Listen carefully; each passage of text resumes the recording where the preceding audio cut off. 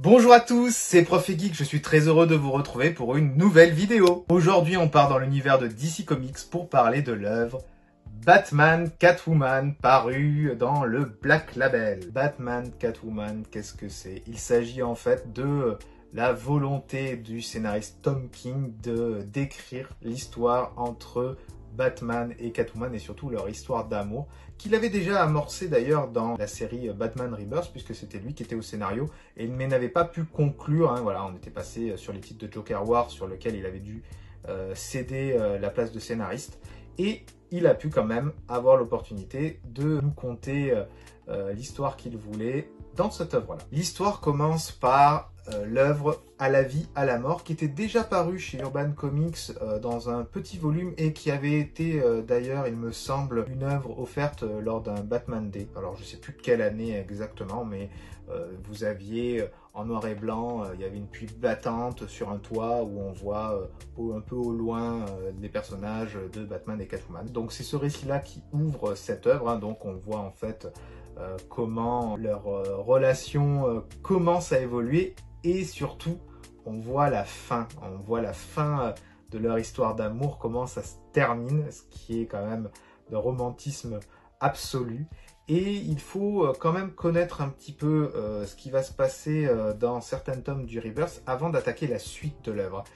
C'est important de voir un peu tout ce que Tom King a fait, puisque voilà, Tom King va distiller dans un peu toutes ses œuvres l'histoire de ces deux personnages. J'ai adoré la présentation des divers chapitres qui prend la forme en fait du manoir Wayne, dont une fenêtre s'éclaire avec le titre au fil des histoires, hein. Donc il y a une douzaine de fenêtres qui s'ouvrent, ça fait un petit peu penser à un calendrier de l'Avent. C'est très axé voilà, sur la période de Noël, hein. Tout le récit se passe, il y a de la neige, il y a des chants de Noël. On a envie de prendre un petit chocolat chaud avec de la guimauve dedans pour lire un peu tout ça. Le thème principal, c'est l'amour, hein. L'amour que les gens portent à Batman, mais pas que l'amour de Selina Catwoman a envers Bruce Wayne, Batman, hein. C'est vraiment, bon, les deux facettes sont expliquées, hein, à la fois le chevalier noir, à la fois l'homme d'affaires.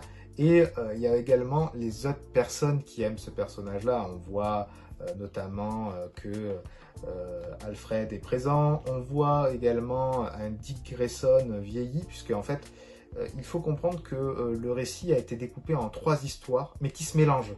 Donc vous passez voilà, d'une histoire qui se passe dans telle timeline à d'un coup, boum, la page d'après, vous êtes dans la suite, mais pas trop, qui se passe un peu plus tard, puis après, boum, vous repartez un peu plus haut. Voilà. Donc il faut arriver à jongler entre ces 3 timelines différentes, même si le thème reste le même, hein. C'est vraiment toujours Batman qui court après Catwoman, l'inverse, la relation de Catwoman avec le Joker, la relation de Batman avec le Joker, du Joker avec Batman également. Le style graphique évolue au fil des histoires, hein, puisque c'est pas tout le temps le même dessinateur. Alors il y a certains passages qui ressemblent même d'ailleurs au titre Arkham Asylum, donc il faut s'accrocher un petit peu dans ces cases-là, mais vous avez quelques planches qui sont juste à tomber par terre. Regardez-moi celle-ci. Vous avez voilà, Batman, Catwoman sur une cathédrale. Voilà, j'ai adoré cette double page qui est juste magnifique. On voit dans ce récit un petit peu la difficulté pour Batman déjà de faire confiance. On voit la difficulté de Catwoman à s'attacher. C'est vraiment très prenant. On voit leur fille dans le futur. On voit Helena Wayne et qu'est-ce qu'elle est devenue. Donc il y a tout ce thème de l'amour qui est représenté, qui est des moments un peu longs, hein. Il y a surtout Catwoman, j'ai trouvé des fois un peu chiante. Je vais dire clairement le mot.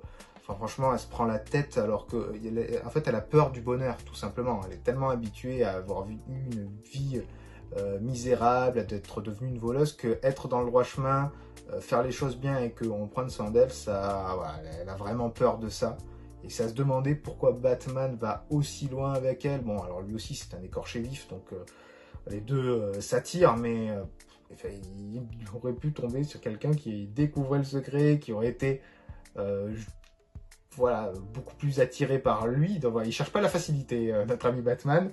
Et bon, on voit vraiment le Joker a une place très importante là-dedans, et avec quelques passages mais vraiment bien sentis. Et puis les chants de Noël, alors bon, c'est plutôt des chants anglais, donc qu'on retrouve notamment dans les téléfilms de Noël. Donc nous, on n'a pas trop cette habitude-là. Et je pense que vraiment, il doit y avoir une répercussion au niveau des paroles et de la signification des diverses chansons. Dans le récit, c'est vraiment bien amené. Et franchement, j'ai quand même passé un très bon moment à le lire. Je mettrais un bon 15 sur 20. Alors, le changement de dessinateur, à certains moments, ça m'a un peu déstabilisé. Mais sinon, franchement, et puis bon, jongler sur les 3 histoires, parce que c'est pas un chapitre, une timeline, c'est vraiment tout est mélangé.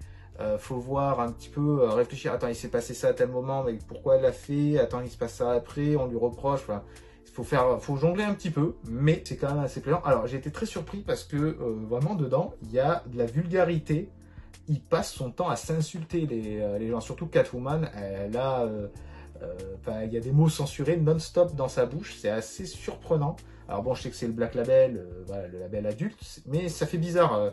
On n'a pas l'habitude de ça, que ça soit même dans le Rebirth de Tom King, j'ai pas vu ça. Donc c'était particulier, ça m'a pas choqué parce que bon, on est entouré de gens qui s'insultent pour tout et pour rien, mais voilà, de le lire, moi là, j'étais vraiment surpris. La vidéo touche à sa fin, j'espère qu'elle vous aura plu. Si c'est le cas, n'hésitez pas à vous abonner à la chaîne, activer la cloche des notifications pour être prévenu de la sortie des nouvelles vidéos. N'hésitez pas à me mettre des pouces, des commentaires, j'adore interagir avec vous. Dites-moi si vous avez lu ce tome, si vous en êtes satisfait, si vous n'êtes pas d'accord avec moi, j'adore interagir avec vous. J'ai oublié de vous le dire, mais je suis assez content d'avoir eu cette cover là, puisque c'est la cover collector faite par Jim Lee. Donc alors, je l'ai payé 15 € sur Vinted. J'ai pas cherché. Bon, avec les frais de port, ça m'a fait un peu moins de 20 €, mais on la trouve pas à moins de 50. Donc, je fais bon, bah tiens, c'est l'occasion de profiter pour avoir un beau dessin, une belle cover de Jim Lee. C'était Prof et Geek. Je suis très content d'avoir fait un petit bout de chemin avec vous dans ce multivers de la pop culture. On se retrouve très bientôt pour une prochaine vidéo. Ciao, ciao!